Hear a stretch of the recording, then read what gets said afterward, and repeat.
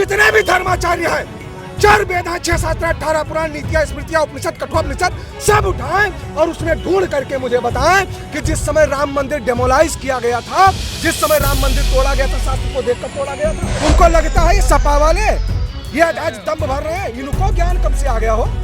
पहले तो मज़ारों से मत्था टेकने से फुर्सत नहीं। अपने में इनके उमर, शेख, बाबर, हुमायूं, अकबर, शाहजहां, जहांगीर, औरंगजेब, बहादुर शाह जफर, मीर बाकी, मीर कासिम, सिराजुद्दौला, तैमूर लंग, मोहम्मद गौरी, मोहम्मद बिन कासिम, नादिर शाह, महमूद गजनवी, मोहम्मद बिन तुगलक आते हैं, जिन्होंने राम के काज का न्योता ठुकराया, जिन्होंने खुद को बाबर के खानदान का माना, जिन्होंने राम नाम को काल्पनिक बताया, जिन्होंने साधु संतों पर लाठियां बरसाई, आज उनके बेनकाब होने का समय आया है। अयोध्या से सनातनी सूरमा ने भरी हुक्कार, राक्षसी पार्टियों का हुआ पर्दाफाश। देखिए सिर्फ धर्म ज्ञान पर। मोहित राज है हमारे साथ, हिंदू समाज पार्टी के जो है राष्ट्रीय प्रवक्ता हैं और खुलकर बोलते हैं अपनी बात। सबसे बड़ी बात यह है कि इस पूरी की पूरी चर्चा में मैं आपको शुरू होने से पहले ही बता देता हूं, आपके मन में जो जो सवाल है अयोध्या भूमि को लेकर, युवाओं के मन में जो जो संशय है जो कि विरोधी पार्टियों ने या दुष्कर्मियों ने डाल दिए हैं, वो सारे के सारे आपको इस पूरी चर्चा में जो है वो जवाब मिल जाएंगे। मैं बहुत देर से महाराज जी को सुन रहा हूँ। सबसे पहले तो ये बताइए, शुरुआत से शुरू करते हैं, यही जगह थी और हमेशा लोग भावुक होते हैं इस जगह पर आकर, क्योंकि आज तो यहाँ पर सब कुछ रंगारंग है, वीणा लगी हुई है, माँ सरस्वती मौजूद है, लेकिन एक वक्त था जब यहाँ से कार सेवकों की लाश जाती थी। एक वक्त था जब सरयू नदी का जो पानी है वो लाल हुआ करता था। उस दिन को और आज के दिन को किस तरीके से देखते हैं आप? ये जो हमने दशकों की लड़ाई लड़ी है, अभी हाल के समय में लड़ाई तो सदियों की है, लेकिन ये जो दशकों की लड़ाई है, इसको आज आप किस तरीके से देख रहे हैं? देखिए, हम सभी सनातनी एक राम राज्य की कल्पना करते थे। ये वही राम राज्य की कल्पना साकार हो रही है कि सब निर्भय होकर के दहाड़ कर बोल रहे हैं। एक टाइम ऐसा था जब इसी सरयू के जल को जो है रक्त से, कार सेवकों के रक्त से लाल कर दिया गया था। वो किस सरकार मात्र के शासन काल में हुआ था, वो किसी को बताने की आवश्यकता नहीं है। सनातन धर्म के संस्कृति के लिए अगर कोई बोलता था तो शंकराचार्य जी को जेल में भेजवाने का कार्य किया जाता था। अभी मुक्तेश्वरानंद जी के ऊपर लाठीचार्ज की जाती थी। अगर राम मंदिर की कल्पना करके कार सेवा के लिए कोई कार सेवक आता था तो गोली चला दी जाती थी। महाराज, आज आप देख रहे हैं कि यहाँ निर्भय होकर के लोग बोल रहे हैं। यही राम राज्य की जो वास्तविक कल्पना है जिसमें हम लोग जी रहे हैं, और ये कल्पना आप बरकरार रहे, सीधा सा सिद्ध। शंकराचार्य की आपने बात करी, आज विपक्ष ये बोल रहा है कि शंकराचार्य तो मान नहीं रहे हैं। अच्छा। आपसे दोनों सवालों के जवाब चाहता हूं। एक, मंदिर निर्माण को लेकर के लोग एक बिंदु उठा रहे हैं कि मंदिर निर्माण अभी पूर्ण रूप से नहीं हुआ है, क्या ये धर्मशास्त्र के लिहाज से पूरी तरीके से उचित है? और दूसरा जो सवाल है, इस पे सप्लीमेंट्री क्वेश्चन ये है कि ये विपक्ष तो वही है जो लाठियां बरसाता था शंकराचार्यों पर, आज कह रहा है कि शंकराचार्य रुष्ट हैं, इसलिए नरेंद्र मोदी को नहीं करना चाहिए। ये सारी की सारी चीजें, दोनों सवालों के जवाब। पहले जो कुछ मूर्ख लोग हैं वो मुझे ये बताएं जी, श्रृंगेरी मठ के शंकराचार्य जी रुष्ट हैं या बनारस के शंकराचार्य जी रुष्ट हैं या शारदा मठ के शंकराचार्य जी रुष्ट हैं या अन्य ज्योतिर्मठ के शंकराचार्य जी रुष्ट है? पहले तो ये वो बताएं। और आज जो शंकराचार्य जी के रुष्ट होने का दम्भ भर रहे हैं, वही लोग शंकराचार्य पर लाठीचार्ज करवाए थे। आप क्या बात कर रहे हैं? आपने दूसरा सवाल किया कि अगर मंदिर में प्राण प्रतिष्ठा हो रही है तो शास्त्र विरुद्ध है। मुझे जितने भी धर्माचार्य हैं, 4 वेदां, 6 शास्त्र, 18 पुराण, नीतियां, स्मृतियां, उपनिषद, कठोपनिषद सब उठाएं और उसमें ढूंढ करके मुझे बताएं कि जिस समय राम मंदिर डेमोलाइज किया गया था, जिस समय राम मंदिर तोड़ा गया था, शास्त्र को देखकर तोड़ा गया था। बताइए, जिस समय भगवान श्री कृष्ण के जन्मस्थान पर शाही ईदगाह जो कलंक के समान है, जब उसको बनाया गया था तो शास्त्र देखकर बनाया गया था।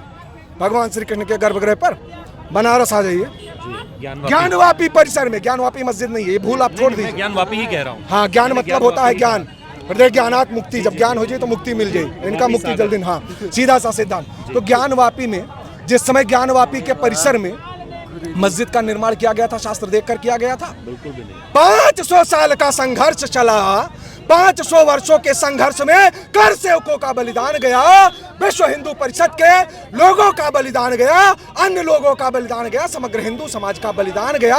और आज छाती ठोक रहे हो आप वो कि शास्त्र विरुद्ध है। उठाओ ऋग्वेद, उठाओ यजुर्वेद, उठाओ सामवेद, उठाओ अथर्ववेद, उठाओ 18 पुराण उठाओ, तब बताओ शास्त्र विरुद्ध कहाँ है।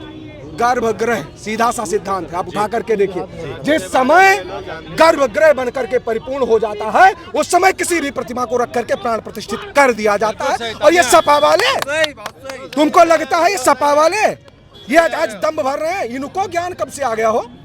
पहले तो मजारों से मत्था टेकने से फुर्सत नहीं। कहते हैं सपने में श्री कृष्ण आते हैं। सपने में इनके बताते हैं कौन आते हैं। सपने में इनके उमर, शेख, बाबर, हुमायूं, अकबर, शाहजहां, जहांगीर, औरंगजेब, बहादुर शाह जफर, मीर बाकी, मीर कासिम, सिराजुद्दौला, तैमूर लंग, मोहम्मद गौरी, मोहम्मद बिन कासिम, नादिर शाह, महमूद गजनवी, मोहम्मद बिन तुगलक आते हैं। काहे के लिए आते हैं वो भी सुन लो। इसलिए आते हैं कि भैया हमारा नाश हो गया, अब तुम मत बोलो। हाँ भाई, बाबर से कुछ लोग अपनी वंशावली जोड़ते हैं। वो कहाँ का? वो उज्बेकिस्तान का।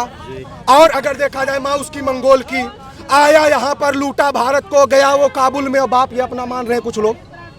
ये नहीं कहते हैं हमारे पुरखों ने बनाया, वो लोग तो कहते हैं हमारे पुरखों ने बनाया। इनके बाप लेकर के आए थे। उज्बेकिस्तान में कहा है जाकर के देखो तब पता चलेगा। मंगोल में कहा है जाकर के देखो। इतिहास ना पढ़ेंगे इतिहास आप।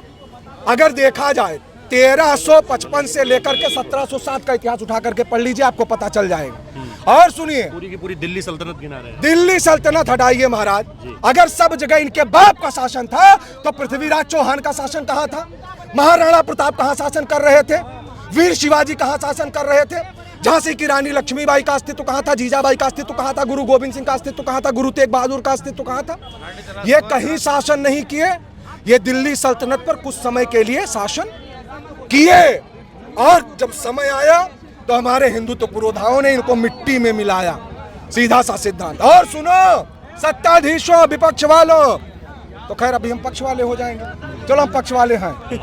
हाँ, पक्ष मूंग दलने के लिए हम पक्ष वाले हैं। वैसे सीधा सा सिद्धांत तो सुनो तुम डंके की चोट पर। जो लोग ये चाहते थे कि मुगलों की विचारधारा को भारत में पाला जाए, वही नहीं पल रहा है। जो चाहते थे कि हज हाउस वालों को सब्सिडी दे दी जाए, अमरनाथ यात्रा पर टैक्स लगा दिया जाए, वही नहीं हो पा रहा है। तो अब ये करे क्या? और सुनो, पहले जैसे हवन यज्ञ करते थे ना ऋषि मुनि, तो कुछ असुर आकर के उसमें हड्डियां फेंक देते थे, विघ्न डाल देते थे। वही काम विपक्ष वाले कर रहे हैं, मारीच और सुबाहु। हाँ, लेकिन कारण क्या है? अब विश्वामित्र जैसे गुरु मिले हैं और राम जी स्वयं विराजमान हुए। महाराज यक्के माण मारी न सन से मारीच और सुबाहु खरदूषण विराट त्रिशरा कहाँ चला गया कुछ पता नहीं। और एक बात आपको और बताते हैं जी, राक्षसों की संख्या किसी युग में महाराज कम नहीं रही। सतयुग उठा लीजिए, हिरण्यकश्यपु थे, हिरण्याक्ष थे। और सुनिए आप त्रेता उठा लीजिए, खर थे, दूषण थे, विराट थे, त्रिशिरा थे, रावण थे, कुंभकर्ण थे, अतिकाय थे, बहुत लोग थे। एक द्वापर में भी राक्षसों की संख्या बहुत थी। द्वापर में राक्षसों की संख्या कितनी थी ओए महाराज? अघासुर, बकासुर, तृणावर, धेनु, केशी, सल, तोसल, चारून, मुष्टिक, कंक, निग्रोध, कालीवन, जरासन, प्रलंबस, बहुत राक्षस बा। वही कलयुग में उमर, शेख, बाबर, हुमायूं, अकबर सब राक्षस हैं कलयुग। सीधा सा सिद्धांत। और राक्षसों की विचारधारा को पालने वाली जो पार्टी हो, राक्षसी पार्टी कही जाएगी भैया।